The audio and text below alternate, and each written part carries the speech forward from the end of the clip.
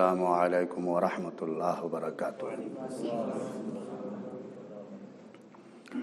تمام تعریف اللہ کے لیے جو رب ہے عالمین کا، خالق و مالک ہے کائنات سارے جہان کا۔ اللہ تعالیٰ کی تعریف کے بعد درود ہو جناب حضرت محمد مصطفیٰ صلی اللہ تعالی علیہ وسلم اور آپ کی آل پر، جیسا کہ آپ کا مرتبہ ہے، عظمت و شان ہے کہ آپ نبیوں کے بھی نبی ہیں اور رسولوں کے بھی رسول ہیں، شاہوں کے تاج تاجداروں کے بھی تاجدار ہیں، کشتی ملت کے کھیونہار سب سے انوکھے اور سب سے نرالے ہیں۔ حضرت عبداللہ کی آنکھوں کے تارے اور عام نبی کے راج دلارے ہیں، جن کا نام گرامی جناب محمد الرسول اللہ صلی اللہ تعالی علیہ وسلم، جو 14ویں کے چاند سے بھی زیادہ روشن اور اللہ کے بعد سب سے افضل و اعلیٰ ہیں، آپ کی مقدس بارگاہ میں باادب درود و سلام کا گلدستہ پیش کریں اور محبت سے پڑھیں۔ اللہم صلی علی سیدنا و شفیعنا و نبینا و حبیبنا و مولانا محمد و بارک وسلم صلاۃ و سلام علیک یا رسول اللہ، الصلاۃ والسلام علیک یا حبیب اللہ، الصلاۃ والسلام علیک یا نبی اللہ۔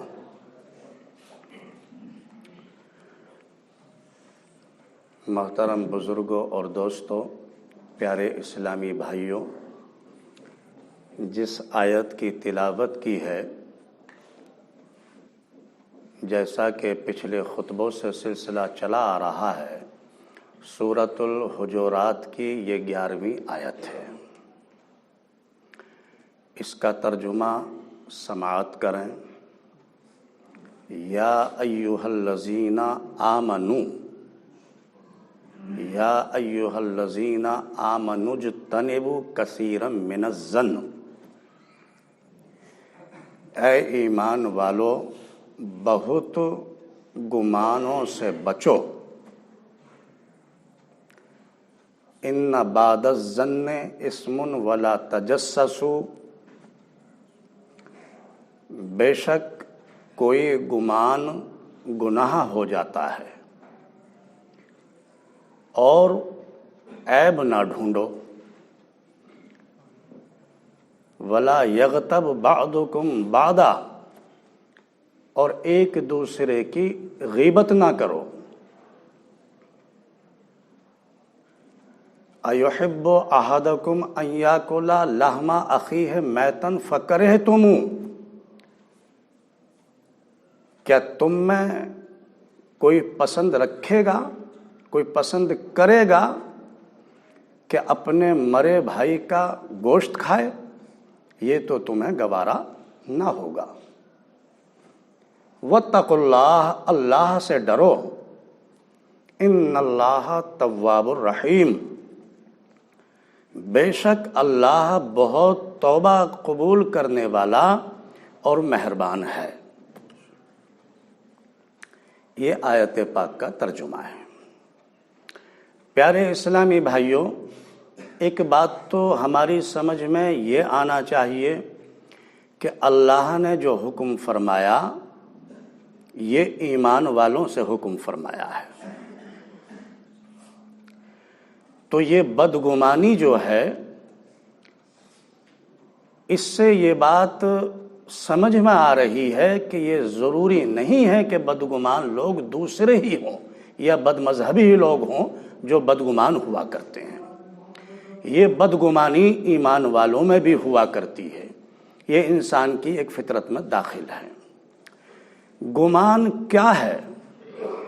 گمان کا مطلب کیا ہے؟ گمان کا مطلب ہے سوچ، ایک خیال رکھنا دل میں۔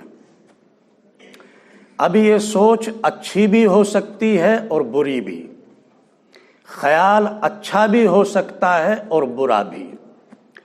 تو جو اچھی سوچ ہے، جو اچھا خیال ہے، اللہ ان کو پسند فرماتا ہے۔ یہاں ایمان والوں کو جو حکم دیا گیا، یہاں گمان سے مراد بدگمانی کے تعلق سے ہے، بری سوچ اور برا خیال رکھنے کے تعلق سے ہے کہ بہت گمانوں سے بچو، کوئی گمان گناہ ہو جاتا ہے۔ یعنی اتنی سوچ، اتنا خیال اپنے دلوں میں آپ پیدا کرو تو ان سوچوں میں، ان خیالوں میں، ان گمانوں میں کوئی گمان ایسا ہوتا ہے جو گناہ ہو جاتا ہے۔ گناہ کے اس گمان کے تعلق سے سفیان ثوری رحمۃ اللہ علیہ فرماتے ہیں کہ گمان دو طرح کا ہوا کرتا ہے۔ ایک تو وہ گمان جو کسی کے لیے دل میں آئے اور اس کو زبان سے بھی کہہ دیا جائے، یہ بڑا گناہ ہے۔ دوسرا گمان وہ جو دل میں آئے مگر وہ زبان سے نہ کہا گیا، اگرچہ اس میں گناہ نہیں، لیکن ایسے گمان سے بھی دل کو صاف رکھو، ایسا گمان بھی دل میں پیدا نہ ہو پائے۔ بالاتفاق گمان کے تعلق سے علماء کرام نے یہ مسئلہ دیا ہے کہ گمان کی 4 قسمیں بتائی گئی ہیں۔ ایک گمان یعنی سوچ اور خیال واجب ہے،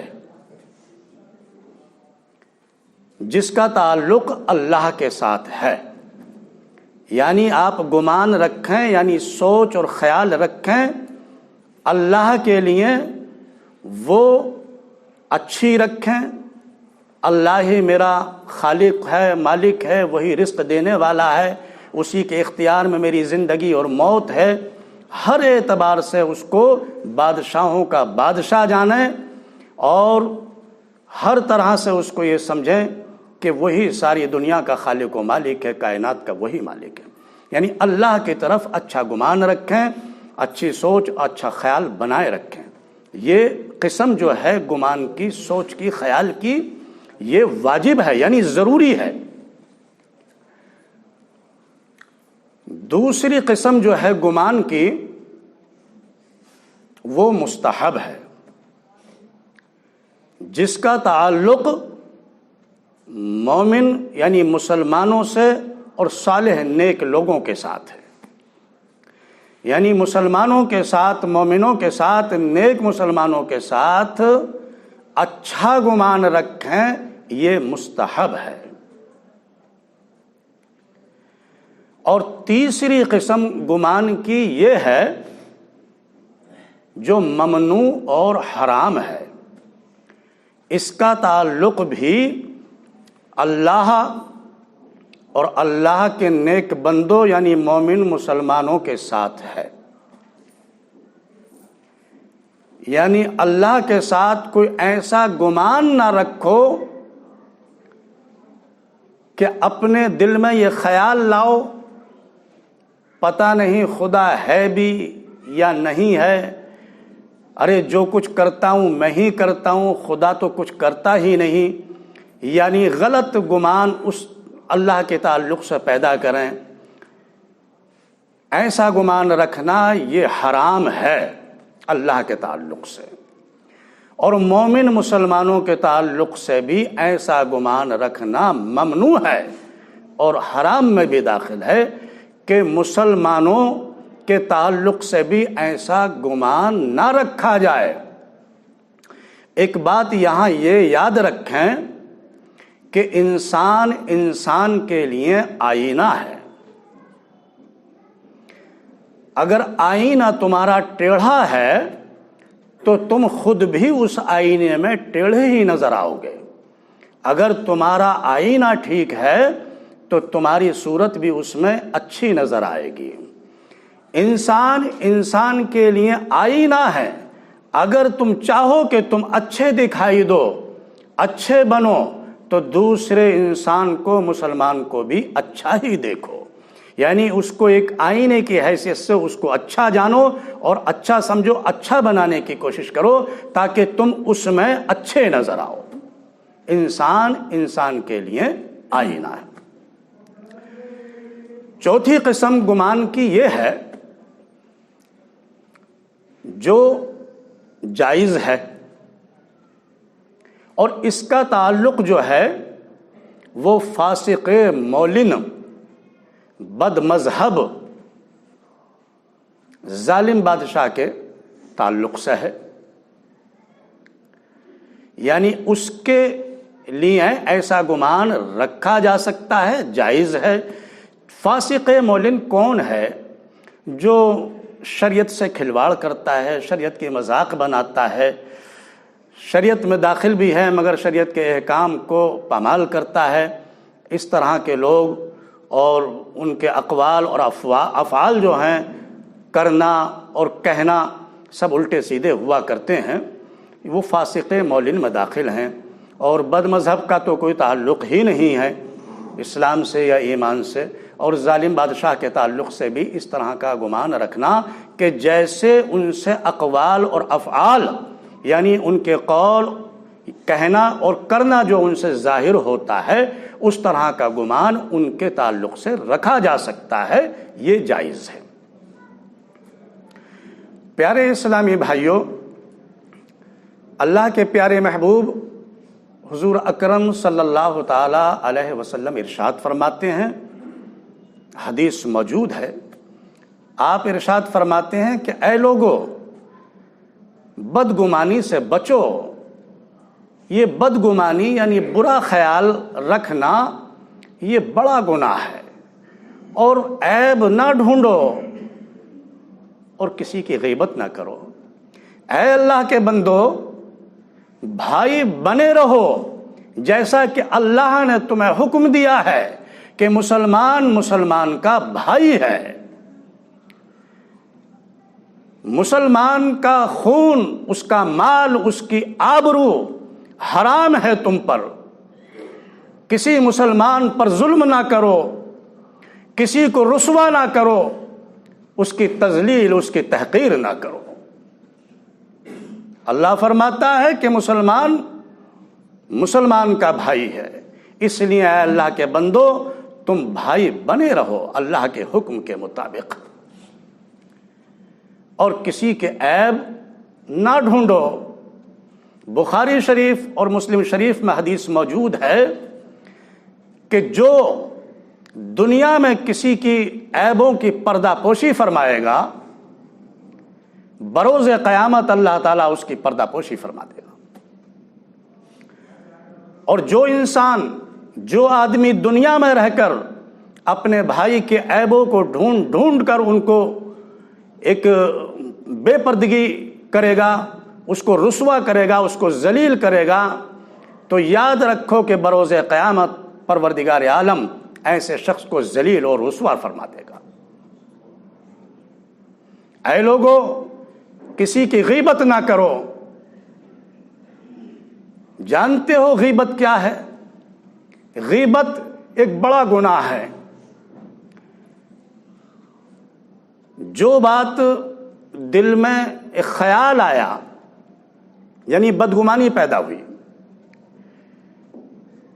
ایک بات تو وہ ہے جو کسی نے کہی اور اس کی بات کو اس کی پیٹھ پیچھے دوسروں پر ظاہر کر دیا جائے، جس بات کے ظاہر ہونے سے اس کو یقیناً تکلیف پہنچے گی، حالانکہ وہ بات سچی ہوا کرتی ہے کہ اس نے کہی ہوتی ہے، مگر پھر بھی وہ بات اس کے پیٹھ پیچھے اگر کسی دوسروں سے کہو گے اور اس بات کے ظاہر ہونے پر اس کو تکلیف پہنچے گی تو یہ غیبت ہے.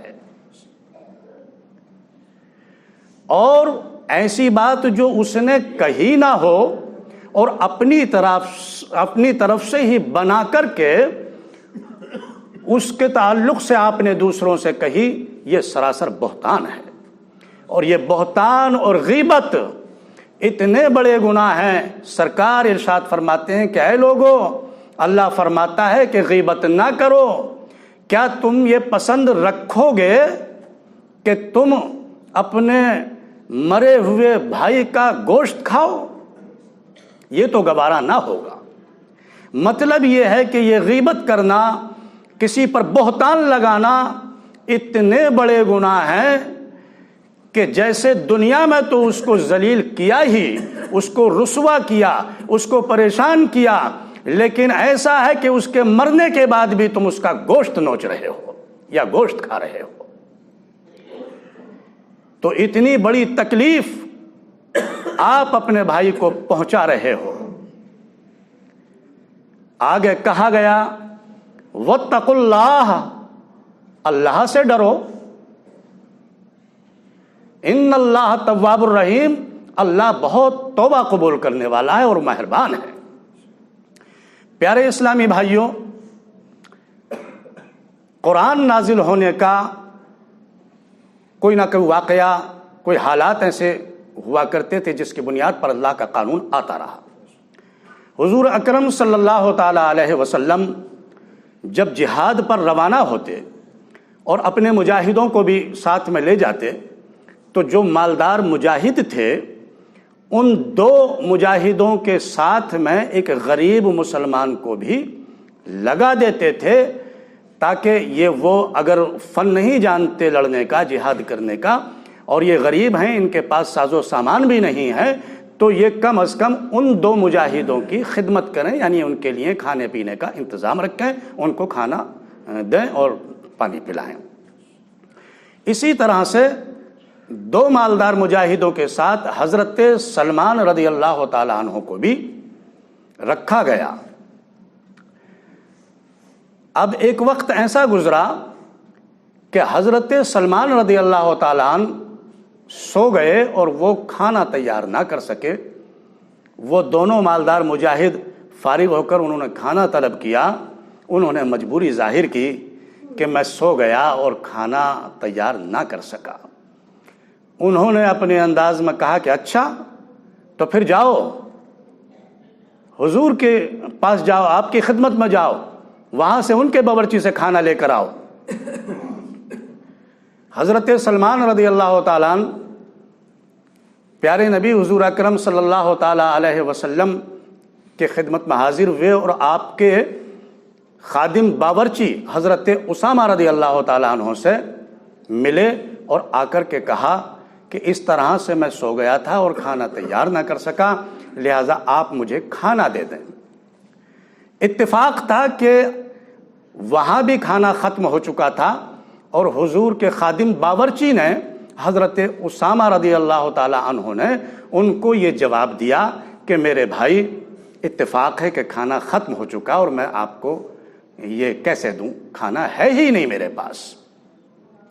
حضرت سلمان رضی اللہ تعالیٰ عنہ نے اسی طرح سے واپس آ کر کے اپنے ان دونوں مالدار مجاہدوں سے کہا کہ وہاں بھی کھانا ختم ہو گیا ہے اور انہوں نے مجھ سے اس طرح سے کہہ دیا کہ بھائی کھانا میرے پاس نہیں ہے۔ اب ان دونوں رفیقوں نے یہ بات سن کر کے آپس میں گفتگو کی اور ان کے گفتگو اس طرح کی تھی کہ اچھا کھانا ختم ہو گیا ہے، ارے ایسا تو نہیں ہو سکتا، لگتا ہے کہ حضور کے خادم نے بخل کیا ہے، کنجوسی دکھائی ہے، یعنی ہمیں کھانا نہیں دیا۔ یہ انہوں نے آپس میں گفتگو فرمائی۔ اس کے بعد میں اتفاق ہوا کہ حضور اکرم صلی اللہ تعالیٰ علیہ وسلم کی خدمت میں حاضر ہوئے وہ دونوں مجاہد۔ سرکار نے ان کے چہروں پر نگاہ ڈالی اور آپ نے ارشاد فرمایا کہ میں دیکھ رہا ہوں کہ تمہارے منہ میں گوشت کی رنگت دکھائی دے رہی ہے۔ ان دونوں نے عرض کیا کہ اللہ کے رسول، ہم نے تو گوشت کھایا ہی نہیں ہے۔ آپ نے ارشاد فرمایا کہ تمہیں اللہ کا حکم یاد نہیں ہے کہ جو اپنے بھائی کی غیبت کرے، اپنے بھائی سے بدگمان ہو جائے، اس کے لیے غلط سوچ رکھے، تو وہ ایسا ہے جیسے اس نے اپنے مرے بھائی مسلمان کا گوشت کھایا۔